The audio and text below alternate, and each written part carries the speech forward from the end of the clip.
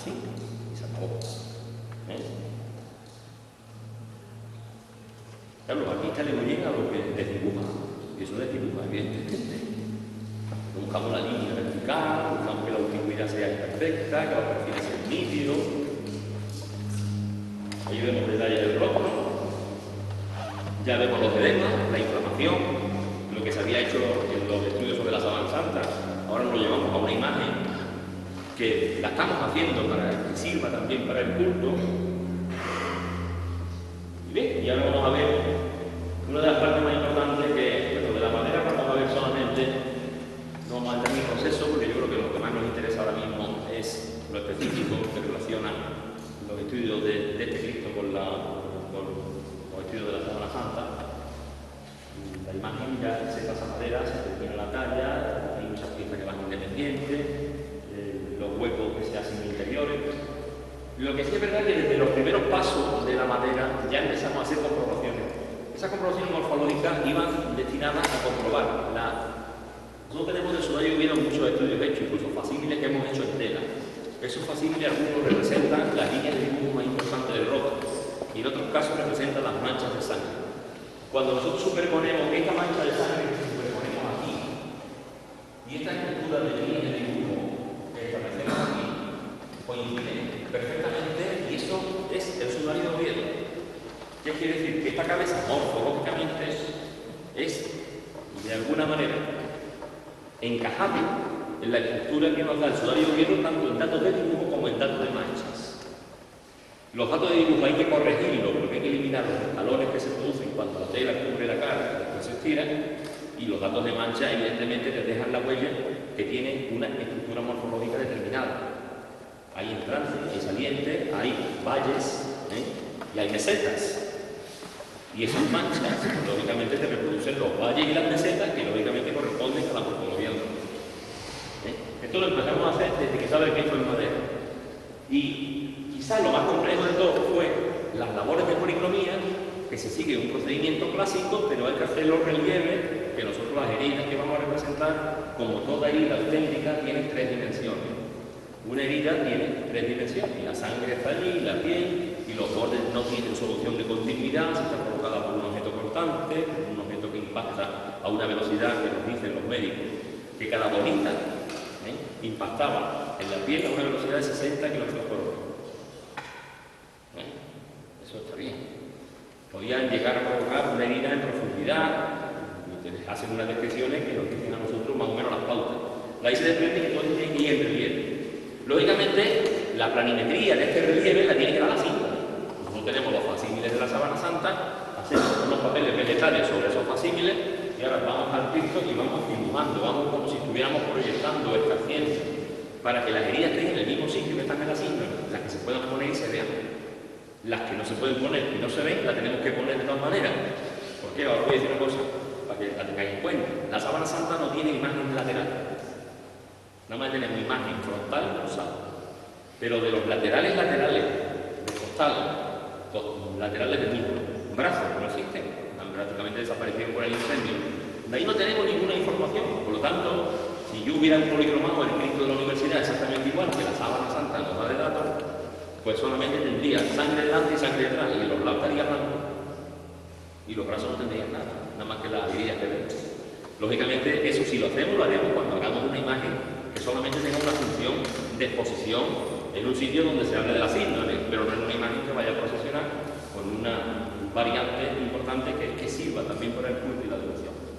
Entonces, esta imagen, cuando me dice, ¿es literalmente la síndrome? No. Se ha procurado que lo sea, al máximo, pero en muchos casos hemos tenido también que hacer nuestras aportaciones, lo que pasa es que siempre siguiendo el dictamen de la ciencia. Incluso, venga, con una espina no lo hablaremos.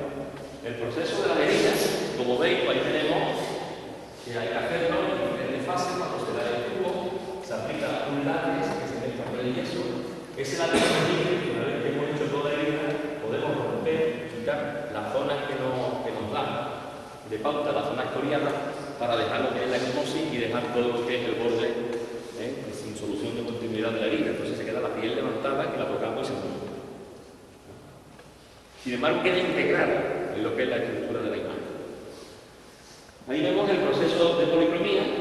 Ya una vez que están elaborando los relieves, que era una fase enormemente compleja, bueno, no era menos complejo que venía ahora. Ahí empezamos ya a dar la imprimación, que empezamos por lo que es el proceso de policromía, que es una policromía bicapa, que se hace en 2 capas, se hace a las técnicas del óleo, se bruñe con el corete o la vejiga, exactamente igual a las técnicas de policromía tradicional, o sea que en definitiva se policroma como se policromaba antiguamente. En ese caso es una policromía tradicional. Lo que pasa es que para representar la sangre hemos tenido que utilizar unos procedimientos y unos materiales que lo hemos tenido que adaptar, porque los médicos nos exigían un nivel de representación que usando la pintura clásica no se podía hacer. Para empezar, porque entonces tardaría en secar muchísimo. También porque cuando la madera tuviera turgencia o movimiento, todo eso se desprendería de la escultura, tendería a quebrarse, a formarse un craquelado violento. Entonces tuvimos que hacer pruebas con materiales para ver hasta qué punto imitaban el comportamiento de la sangre humana y de los fluidos. Y eso lo pintábamos sobre superficies que podíamos modificar, es decir, lo hacíamos sobre acetatos, sobre plástico extensible. Y una vez que se aplicaban y se secaban, estirábamos los plásticos o deformábamos los acetatos. Si veíamos que eso no se desprendía y no se cuarteaba, entonces lo utilizábamos. Ya digo que esto ha sido un proceso muy complicado. Esta imagen es muy interesante del rostro porque se ve con sus edemas pero sin sangre. Claro, fijaros que la sangre le da mucho drama. Cuando está la sangre cambia el rostro. Pero ahí lo que vemos es la forma. Y la forma, a pesar de la deformación, no resulta algo que nos repugne o algo que rechacemos. Se sigue viendo belleza, se sigue viendo serenidad. Y eso yo lo estoy diciendo desde que empecé a trabajar sobre la Sábana Santa. Cuando yo empecé, algunos compañeros míos de la facultad me decían, bueno, porque los pintores van a salir así, van a ser feísimos, eso no va a decir de reza. Y yo decía, no, yo creo que no. ¿Y tú por qué piensas que no? Digo, porque al rostro de la Sábana Santa la gente no le transmite rechazo. La gente se acerca y cuando ven fotografías, ilustraciones de ese rostro, que las hay de 1000 maneras diferentes, hay quien incluso las tiene y casi las tienen como estampa de devoción, a pesar de todo. Entonces un rostro que se base en eso no tiene por qué ser necesariamente un rostro que despierte rechazo. Entonces aquí vemos esa imagen que demuestra precisamente ese detalle. Esto que veis aquí son parte de los experimentos que se hacen con sangre humana. Aquí vemos lo que es un cuadro de sangre humana dentro de su bote correspondiente y lo que tenemos es el líquido donde flotan los glóbulos rojos. Eso es el plasma, el suero sanguíneo. Entonces, el color del suelo, la estructura de un coágulo, todas las características de coagulación, todo eso es lo que hemos estudiado profundamente. Se han hecho multitud de pruebas. Eso que veis no es sangre de verdad, eso que cae por la mano ya es sangre artificial. Ahí estamos probando la viscosidad que tenía que tener la sangre del costado, la sangre cadavérica. Y entonces esa viscosidad la controlábamos con unos aditivos isotrópicos que se le añadían al medio que hemos utilizado para trabajar. Bueno, se han hecho un montón de portas, en esos portas se ponía el número de pruebas, son un total más de 16 pruebas y cada una de esas pruebas después se exponían los resultados. Entonces, de las 16 nos quedamos con 8 pruebas y de las 8 pruebas nos quedamos con 3, para representar los 3 tipos de estructuras que teníamos que representar. Sangre cadavérica, hemorragia vital, hemorragia venosa y después de la hemorragia venosa el estado de coagulación. En diferentes momentos, cuando se va avanzando en la policromía, como veis, se va haciendo por fragmentos, ¿no? Porque aquí teníamos que ir siguiendo, no podíamos empezar. Yo cuando policromo un Cristo, si es de una manera libre y creativa, pues yo me pongo a policromar por todas partes. Aquí me pongo la espada y la paleta y la pinta cualquiera, ¿no? No me preocupo de nada. Aquí he tenido que llevar un trabajo sistemático. Es que yo voy haciendo un barrido por la imagen. Y ese barrido, a su vez, estaba ya con el plano, que ya estaba en el Cristo, pero también viendo fotografías de la sábana. Aquí tenía yo entendido mis facsímiles de la sábana, la fotografía en negativo en azul, que es en color, y el negativo en blanco y negro de alto contraste. Y es una foto especial que me hicieron en el Centro Español de Sinología y me la mandaron para que la utilizara en el proceso. Y esto era un trabajo, bueno, que a mí cuando ella me llama, ha propuesto que haga manuscritos sindónicos. En todos los casos he dicho que no se hacen ya manuscritos sindónicos. Entonces esta es policromía, me parece a mí que la voy a hacer otra vez cuando haga el yacente objetivo de mi trabajo de investigación. Pero que creo que no se va a volver a repetir. Digamos, es que una cosa que es totalmente agotadora. y que vale una vez, pero que ya no vale para ahora estandarizar los cristos sindónicos y que ahora todos los crucifijos vaya por ahí, aunque sea por fuerza así. Libre cualquier imaginero que haya por ahí hace algo parecido, si quiere, por supuesto. Yo no voy a tener la patente de esto, ni la tiene nadie, ¿no? Pero que en definitiva, esto tiene sentido si se hace una vez, pero esto repetirlo ya, pues ya es un poquito pesado, la verdad. ¿No? Y además, yo siempre digo a mis alumnos que hay que intentar tener un comportamiento original. Entonces, intentar tener un comportamiento original, de alguna manera, que crear. Más que crear, es intentar sorprenderte a ti mismo continuamente. Y eso yo creo que es muy importante. Aquí veis incluso para la llaga de costado, se sigue en la escultura de la librería, donde se dibujan incluso los intersticios, porque estos cuadros caen, resbalan por el plasma, porque lo primero que salió fue el líquido, que es lo que San Juan vio como agua, y después salió la masa sanguínea, aproximadamente unos 125 centímetros cúbicos, que puede ser la cantidad de sangre que contiene una aurícula derecha y un cadáver fresco. Bueno, el resultado de esto, como veis, ahí ya, después de la polifonía, es bastante tremendo. Bueno, y ahora lo único que vamos a ver es el último capítulo, que es un recorrido por los traumatismos de la cabeza y el rostro. Esto es ya el capítulo de que es el Cristo de la Universidad de Córdoba, espejo de la síndrome, ¿no? Vamos a empezar con la cabeza y vamos a llegar hasta lo que es la herida de los clavos, la herida del costado, y ahí termina. En las contusiones del rostro, según la sábana santa, pues existen diferentes tipos.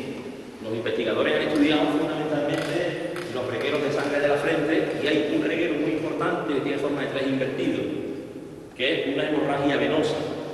Mientras que este hombre estuvo vivo y esa hemorragia estuvo creciendo, o sea, estuvo manando sangre, la sangre fue coagulando, pero volvía a salir y fue engordando y fue tomando la forma de los músculos de las arrugas de la frente.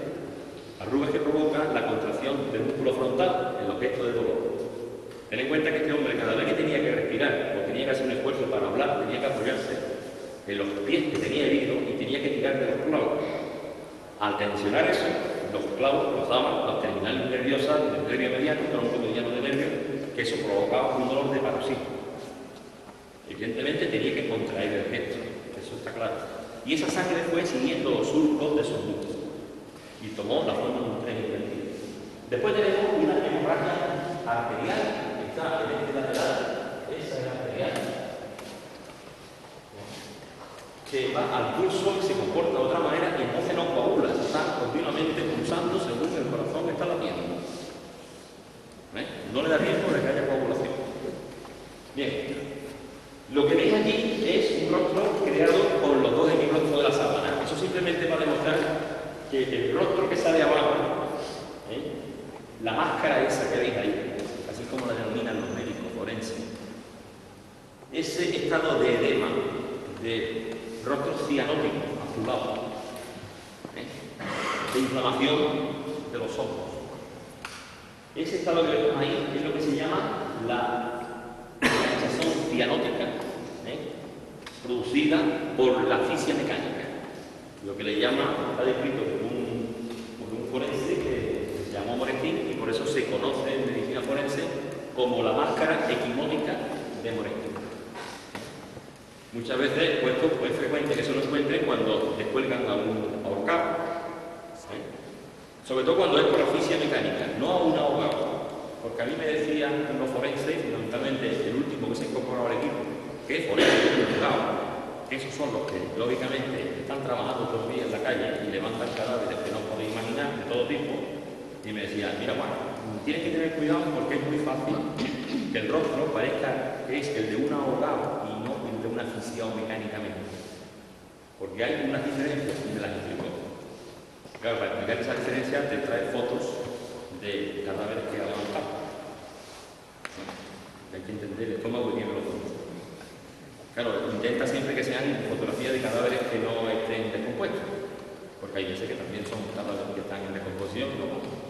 Pero cuando sacan un ahogado reciente, pues el rostro que tiene, la cosa de los ojos, la máscara, esa equimótica, no tiene nada que ver con la que viene el ahogado, es por asfixia mecánica. Y Jesús se asfixia mecánicamente,